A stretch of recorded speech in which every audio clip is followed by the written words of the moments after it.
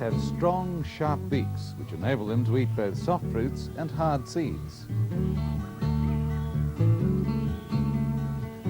Kangaroos have strong, broad teeth which can grind up tough grass. Some fish have sharp, pointed teeth, good for tearing into the flesh of other fish. Human beings have both piercing and grinding teeth and use them to eat a tremendous variety of foods. And that's what today's program is about, how we eat and why it is important to us.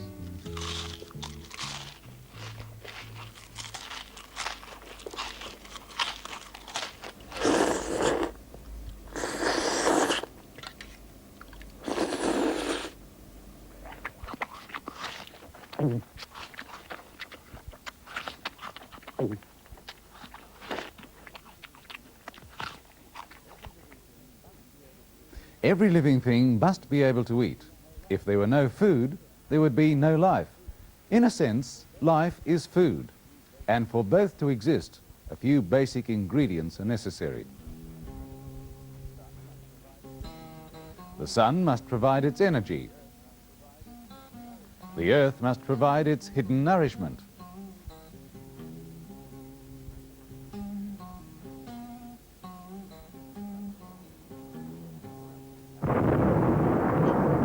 And finally, there must be water.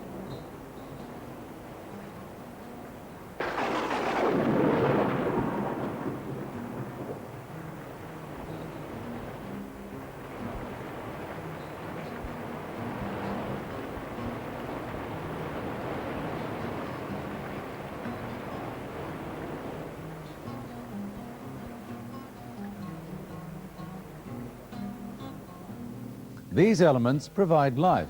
Seeds grow and blossom. They provide food for other life, which in turn provides food for more and more creatures. And so it goes on, with one form of life providing food for another form of life. And through all this, the sun's energy and the earth's food are carried from plant to plant, from animal to animal, in an immense food chain.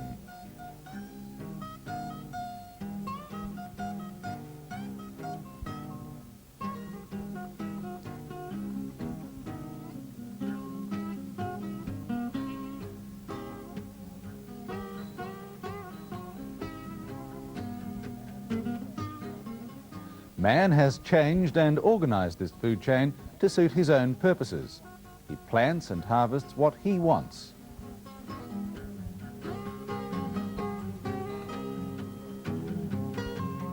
He raises the animals he wants.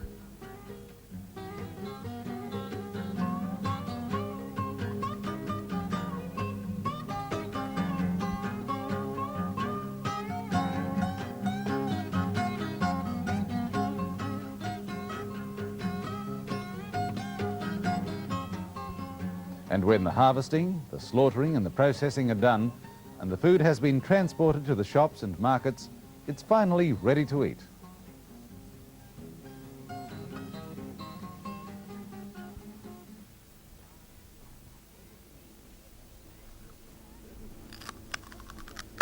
Everything we eat must be digested, and the process of digestion begins in the mouth. This X-ray film shows the inside of the mouth in action. Sharp teeth pierce and cut, other teeth grind and munch, and the tongue helps by churning the food. A digestive juice, saliva, is made by 3 glands near the mouth. It mixes with the crushed food, breaking it down even further. Finally, the tongue pushes the now pulpy food to the back of the mouth in a form which makes it easy to swallow. The first steps in digestion have taken place, and it's obvious that the teeth play an important part. And yet some people don't realize just how necessary strong, healthy teeth can be. Soft, highly processed foods offer no resistance to the teeth. If a lot of this kind of food is eaten, then the teeth get no exercise and they get lazy. Large quantities of sugary foods help begin tooth decay, and the combination of lots of sweets with inadequate teeth brushing can be disastrous. both for the teeth themselves and for somebody's bank account. But let's get back to our food, last seen at the back of the mouth. It's now swallowed, that is, squeezed down a kind of pipe called the esophagus. This X-ray view of the esophagus shows the squeezing motion, a motion so effective that if you were hanging upside down, the food would be squeezed up into the stomach. And that is the purpose of the esophagus, to get the food from the mouth to the stomach.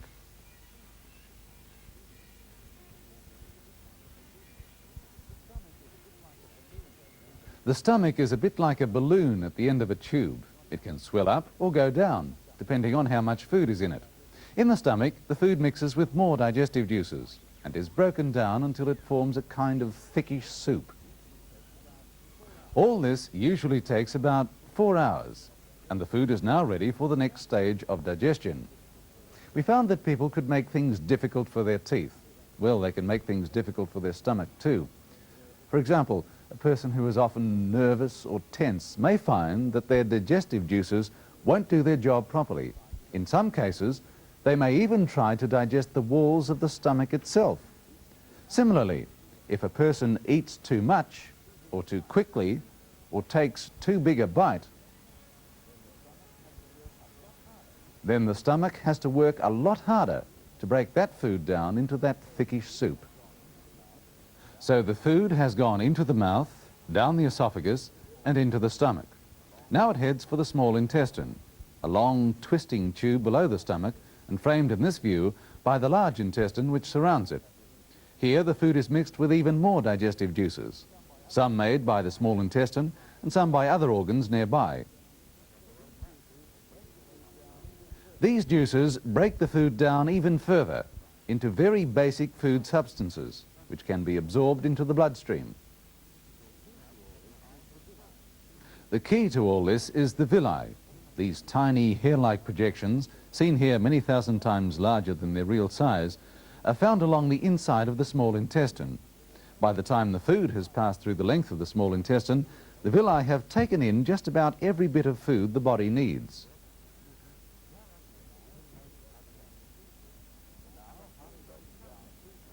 The now highly broken down food bits pass through the walls of the villi and enter the blood vessels.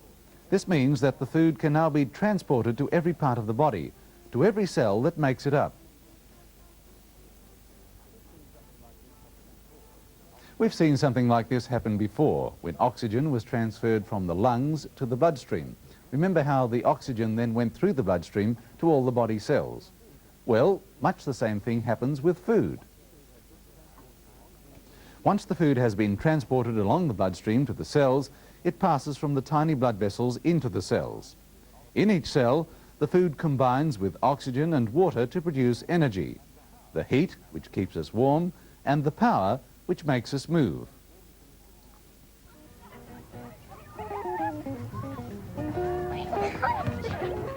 It's hard to imagine that all this energy was once part of the sun, that it has been passed on through the food chain and made useful to the body.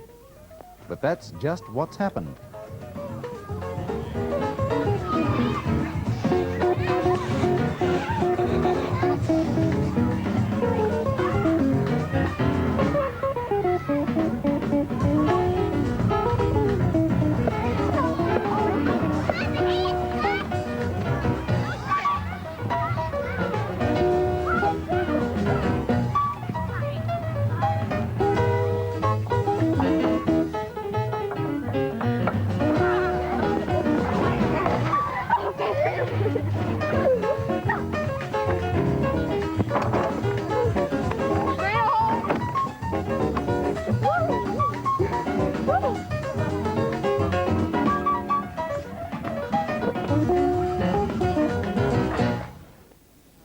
It's a different matter, of course, if you can't get enough food. The body, not having enough energy, doesn't have the same ability to keep itself warm or to move. Not only that, it doesn't have the same ability to resist disease. Australians have more than enough food, at least most Australians have more than enough food. And yet, in spite of this, there are many Australians who don't have enough to eat, or who eat the wrong kind of food. And the result is just the same. body has more difficulty in staying warm and becomes sick more easily. People become tired much more quickly.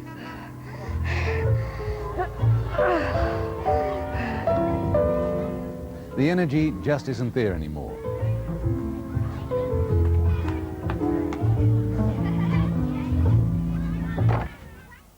We've talked a lot about energy up until now, but energy isn't the only thing that the body gets from food. Different kinds of food provide the body with different kinds of things which it needs. Sure, your body needs the energy found in bread, cereals and sugary foods. But it also needs the vitamin A found in green and yellow vegetables, the protein found in meat, fish and eggs,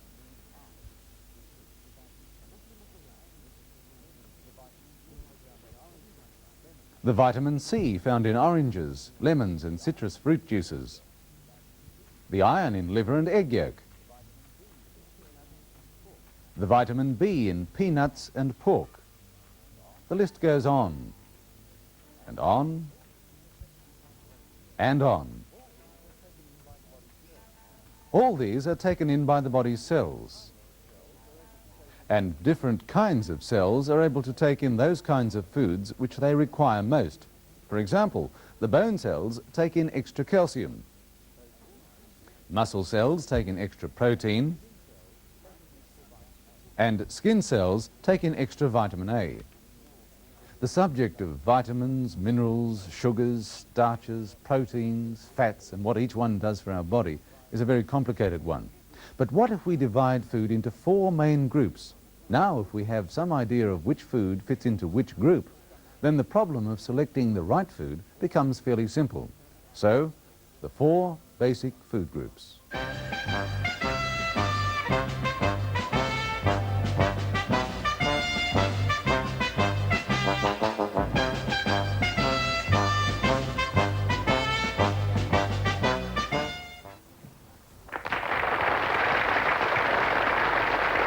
Well, thank you, and hello there.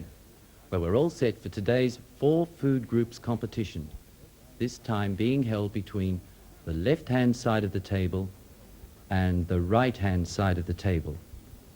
Now, the atmosphere is just a bit tense at the moment as the 2 halves of the table prepare to receive the kind of food they think most people want or need. And here comes the first meal now. Breakfast to the right-hand side. Well, the right-hand side has started with a cup of tea, followed by... Is that all there is? Well, this is a most disappointing performance by the right-hand side of the table. Really, about the only good thing you could say about it is that there's a bit of milk in the tea. But that's hardly enough dairy food to do anybody any good. Judges? The judges can only give the right-hand side of the table 1/8 of a point. And now, breakfast to the left-hand side. Fruit juice, very good. Cereal, yes, lots of milk, that's important. And an egg, protein in that, just like meat. Well, that's a far better effort by the left-hand side. And I see the judges agree with me. They've given it 4 points. Right, now lunch now, and first to the right-hand side of the table. Well, after that tiny breakfast, the right-hand side seems to be making a bigger effort here. Toast, spaghetti, well, that's an awful lot of cereal food, a lot of carbohydrate, chips. I can't believe this. It's all carbohydrate. Soft drink, that's no good. And cake. Well, I'm sure the judges aren't going to be very pleased with this. And no, they're not. 1 point for the right-hand side. Time now for the left-hand side to have a go at lunch now. Well, the left-hand side has started with sandwiches, whole grain bread. See? And oh, that's very good. Meat and lettuce and tomatoes. A carton of milk Well, you certainly can't go wrong with milk. An apple, right? And what's in here? Nuts and raisins. Excellent, excellent. And yes, the judges obviously think so too. And they've given it another 4. Well, at the end of round 1 in this competition, the left-hand side of the table has a resounding lead, 8 points to 1 1/8. And they finish the competition tomorrow with the afternoon snack and tea. I wonder what kind of food they'll present for those meals. But right now, it's time for another item in our tuck shop contest. Now, last week, the tuck shop at Intestinal State School scored a disappointing 1/2 point. Let's see if this week's entry, Esophagus State, can do any better.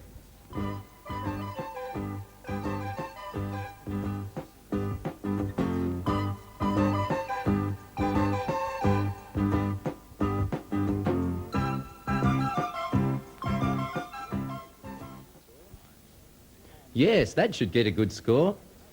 And the judges have given it another 4. Well, that's all for today. Don't forget the afternoon snack and tea next time. Bye for now.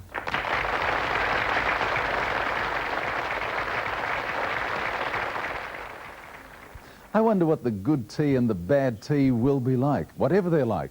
I hope people won't be lying around on their stomachs, watching TV while they're eating, or running around the playground playing football while they're eating.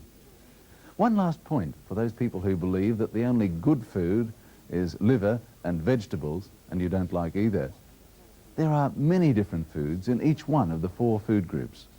People can have a balanced diet, and everyone can enjoy it.